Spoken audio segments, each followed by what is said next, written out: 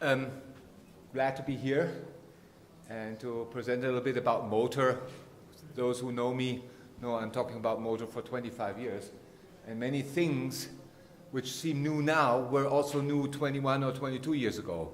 Take, for example, all those trucks moving through Western Europe registered somewhere else. The biggest truck density is not here, it's in Lithuania. It's about, I calculated last night, 9 times as high as it is in Romania. And you don't see a Lithuanian truck in Lithuania. You see them everywhere, but not in Lithuania.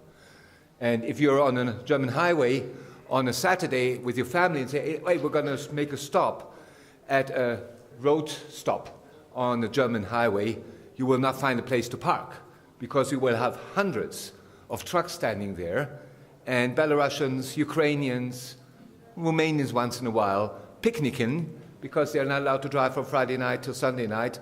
And they are misused, labor law-wise, for the cause of getting 25 euro of sitting all weekend somewhere in a foreign country. So I think the rules are not in the motor insurance field where things have to change. You have to change somewhere else. But it's nothing new. Really, it's nothing new. On parameters, also that's why I'm trying a very high-level view of things, of pricing. Pricing parameters are used for selection. We always have to make ourselves clear. It's not about a fair price. It's about a price which gives us a fair chance for a profit. It's about selection. It's about differentiation. Today, we use a lot of different criteria. And when you go to sometimes small insurers and you ask the actuary, what do you use? Oh, we use this. How many vehicles you have? 12,000.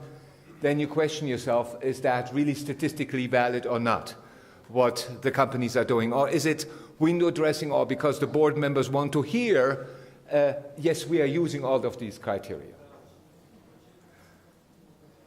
I will show 2 graphs just to make the point clear.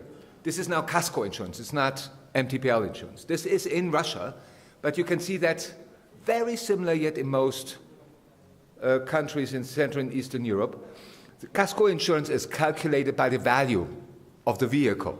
So you see there's a perfect correlation between value of vehicle, premium, and this is most important, loss costs, which means it's a good criteria. In this portfolio, it really differentiates well.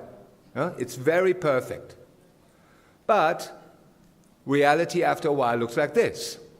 The dark bars are the loss costs, which accumulated by value of vehicles. This is in a Baltic country.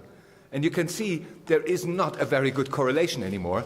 And this specific insurer does still use too much of the value of vehicle parameter. And if you look at the band up to 30,000, he's losing tons of money. Because here the competitors seem to use some other criteria.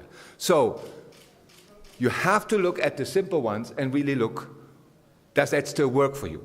And here in the Romanian market, in Casco especially, it is not mature. And I would think you will have graphs like this quite often. What it would lead to is that you would make a much higher loss than the average of the market. And actually we see in Casco really portfolios with 50% loss ratio and portfolios with 100% loss ratio side by side. And this is something where things don't work. Back to MTPL, this is the criteria of the German market, where we collected on a broad base for decades already from the Insurers Association. And you can see the statistical validity is very, very high. We have 138 million risk cells for passenger cars. And this way you know that if you see how confident the statistics are, you can use them. One thing from the parameters without a slide, what works very well in almost all countries is the type of vehicle. Type of vehicle not meaning passenger car versus truck, not meaning BMW versus Dacia, but really going granular. A 10-year-old 330 BMW is a bad risk almost everywhere. A rather new 320 BMW is a good risk almost everywhere. Why? The 330, the older one, who likes to drive them? Young guys. Yeah? So by pricing the vehicle, you probably already have measured some age factors. When we see also what Kees was already mentioning, we have a lot of changes. And there is like a pull in two directions. If you hear telematics, that is a change towards the individual driver, how he drives, when he drives, etc. So it's more how and who. On the other side, you look autonomous driving, this is the vehicle itself. It doesn't matter who's sitting there. So the question is, what of those two criteria are more valid? Or do they even out, so maybe you don't need them at all? That's what the Germans say. We don't need it at all. It works without taking those technology factors into account because they more or less balance themselves out. If you have a parking help, this will reduce the frequency. But if you have parking help sensors, this will increase the average loss. So overall, maybe it's a zero-sum game. So be careful when following all these trends. Just to give you an example, Mr. Lamb, Mr. Tribulis, president of LAMP, which is the Association of Motor Vehicle Owners in Latvia, he made a great presentation in our motor workshop, and he just took what from the press and said, in 2030, it's forbidden to drive. You have to go in an airport to drive. Yeah? And this little guy, his cousin, lady, she's the last person in the world who will make a driver's license. She's now 3, and in 16 years they will abolish driver's license. We don't need it anymore. You believe it? So that's why I like Gartner hype cycle, and the question is, on what technology are we where?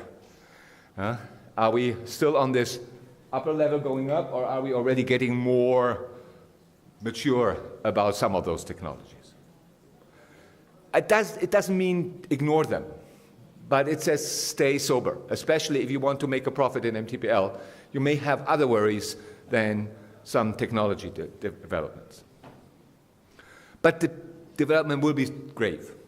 In the Allianz Zentrum für Technik in Germany, which Allianz owns but also others, they did a test and checked all the standard systems and said, what will it do for frequency and average loss in total? And you can see if you take the 6 major driver assist systems, the loss costs per vehicle will go down by 2/3 to 3/4 in MOD and MTPL. This is huge.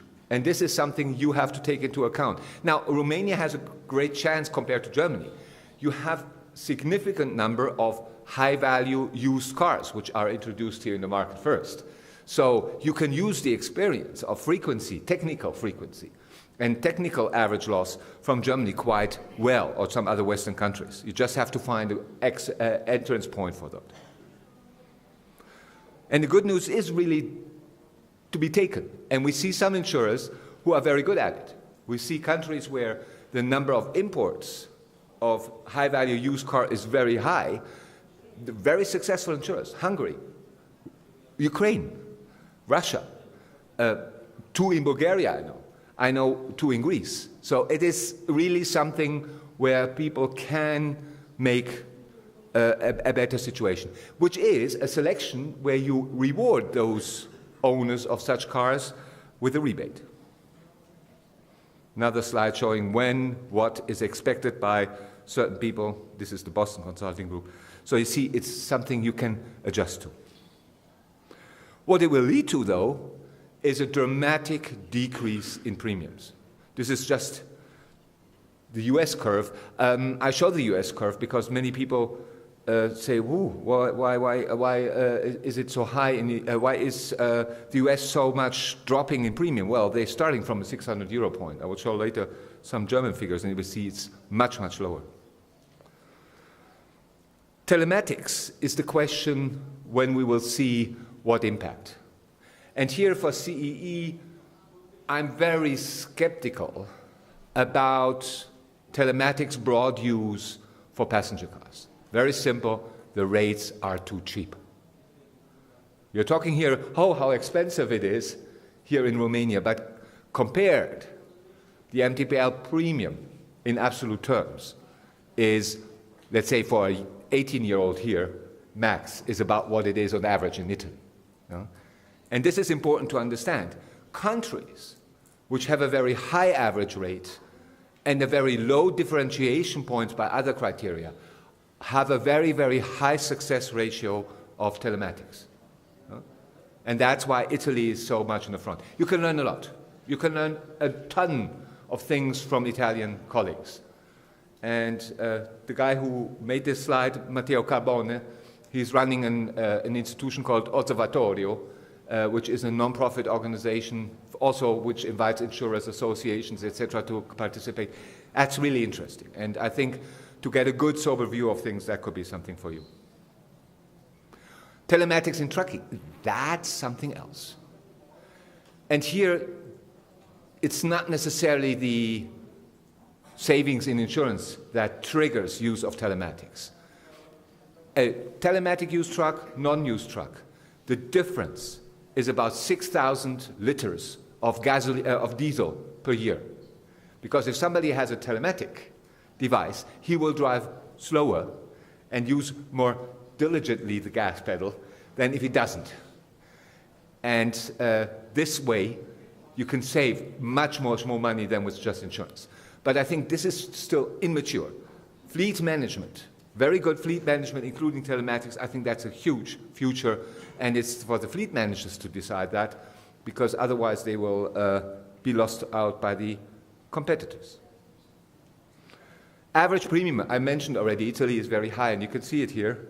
Italy is by far, Switzerland, Italy are by far the highest average premiums. And at the low end, you can see Latvia, Hungary, Romania is somewhere in the middle. And you have a huge, and Daniela showed, a huge delta. You showed how much the premium dropped in Latvia, 15% between 15 and 16. Now it went up by 120% in the last 12 months. In Poland, it had increased by 120%. Now it went down by 15% again. So the volatility is huge. This you can get from Insurance Europe. It's older, but they don't have new data, but the new one is coming up soon. And it's probably interesting. And it's the question, when you have 80 euro, 70 euro premium, what extra costs can you digest for using more complex parameters, for using telematics, etc.?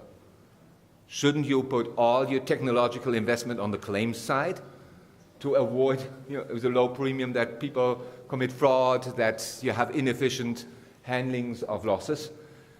I'm convinced you cannot afford it. And there's another conviction, sales channels. If there is a commission of 25% for motor insurance, guess what will happen? Those agencies and brokers over long will lose their job. In markets where the commission has been that high, direct insurers have been successful. In Germany, they have not been very successful because the average commission there is 4.5%. So there is not a lot to drop in premiums. So I think there is a lot of pressure on efficiency, not on price necessarily. So for telematics or any of those technical devices for pricing parameters, how to do it? I think also it could be done in a comprehensive insurance. That's something nobody seems to be inventing here in the country. I don't know why. Comprehensive insurance means really putting Casco and MTPL together into one package. Then you can afford a telematic device. Telematic, though, has a technical problem. I want to give the example. Who is really good in telematics, just by the logic? Okay, somebody who drives not a lot, very few kilometers, correct? Should be, right? If somebody drives a lot, more accidents, okay. Second, only in good weather and daylight. So if somebody avoids bad weather and night driving, probably better risk. Third, obeys all traffic signs, never goes too fast. Fourth, doesn't hit the brake hard, doesn't accelerate fast, right? Did we find our ideal telematic? We did, right? There she is. Michael, you have 2 minutes. Yeah? Oh, so I had 2 minutes? 3 minutes. Oh, okay. Now I need a little bit more, though. 3.5. Okay. Yes, and old people are really bad risks. And that's something you will have to also cope with here. Everybody over the age of 45 is treated the same here in the market. That's a selection mode you have to. If you discriminate young, you have to discriminate old. Yeah? If somebody who discriminates has to discriminate. It's a rule of equality. I wanted to show some slides, I will skip them then, about the German premium, because everybody thinks it's very high in Germany. The German risk premium for MTPL in cars average is 220 euro. Well, there is very, very many people like myself who pay much less than 80 euro with a high bonus class. So it's not that the premium has to be high. And the reason is that frequency is going down constantly, and average claim is not going up constantly, except for BI. So same problem you have.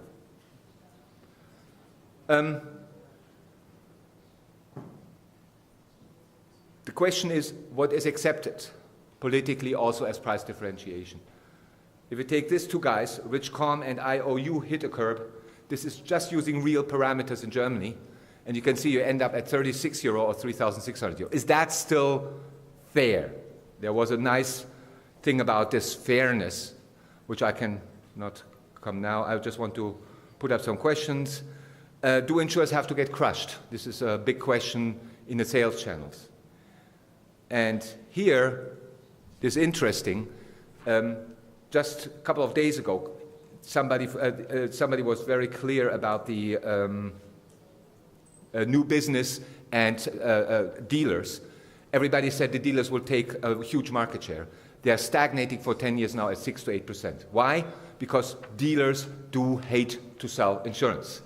It's not in there. They rather sell an airbag, an extra airbag. Very important, if you look into some things, the world is non-linear. So don't think what you see in the past goes on in the future or the other way around. You have to understand where the curves are.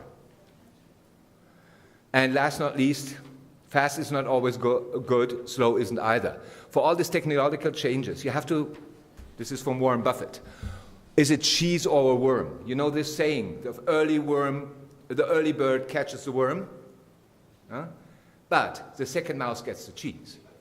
So if you have telematics and your competitor is also telematics, you have to decide, is that a worm or cheese?